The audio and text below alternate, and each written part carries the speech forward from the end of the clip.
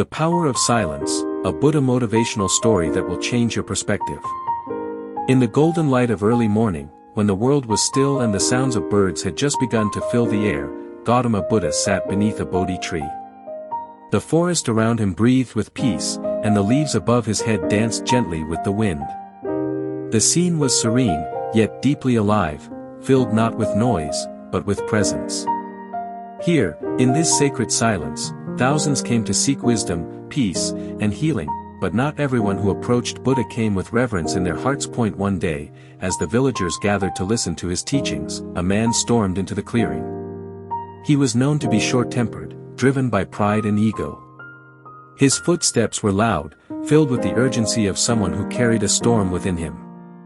His heart was burning with anger, and he had one intention: to confront Buddha and discredit him in front of the crowd. With clenched fists and furrowed brows, the man stood before Buddha and shouted, "You are nothing but a fraud. A deceiver who fills people's minds with fantasies. You talk of peace, yet you do nothing. You sit here like a coward, while people suffer." The crowd fell silent. Eyes turned from Buddha to the angry man. Some disciples looked concerned. A few even began to rise in defense. But Buddha did not move. He did not frown. He did not speak. He simply continued to breathe, calmly, naturally, as though the man's storm had not even touched the outer edge of his awareness. This enraged the man even more. He stepped closer and hurled more insults. "Say something. Defend yourself. If you are so wise, show me your wisdom now." Still, Buddha remained silent.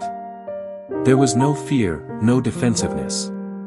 Only deep, unshakable stillness. After several long moments, Buddha opened his eyes and looked at the man, not with anger or superiority, but with a kind of compassion that was almost unbearable. That look softened in the man, he not understand why. Then, Buddha spoke. His voice was gentle, yet filled with an inner power that seemed to silence even the birds. "May I ask you a question?" he said softly. The man scoffed. "You dare question me? If someone offers you a gift," Buddha continued, "and you refuse to accept it, to whom does the gift belong?" The man frowned, caught off guard by the unexpected question. "It remains with the person who offered it, of course." Buddha nodded. "In the same way, I do not accept your anger. It remains yours." Silence fell again. But this time, it was not uncomfortable. It was transformative. The man felt the words settle in his heart like stones dropped into a pond. His anger began to melt, not because he had been scolded or punished, but because he had been seen, with clarity, and without judgment. He realized that his rage had not affected Buddha at all. It had only consumed him. He lowered his gaze. "Why did you not respond with anger? Why did you not defend yourself?" Buddha smiled gently. "Because I have nothing to defend. And anger, my friend, is like holding a burning coal with the intent of throwing it at someone. It is you who gets burned first." The man fell to his knees. For the first time in his life, he saw what real strength looked like. It was not in shouting, not in fists, not in overpowering another. It was in mastering one's own mind. It was in meeting hatred with compassion. It was in being so at peace that no outside storm could shake you. As tears welled in his eyes, the man whispered, "Teach me."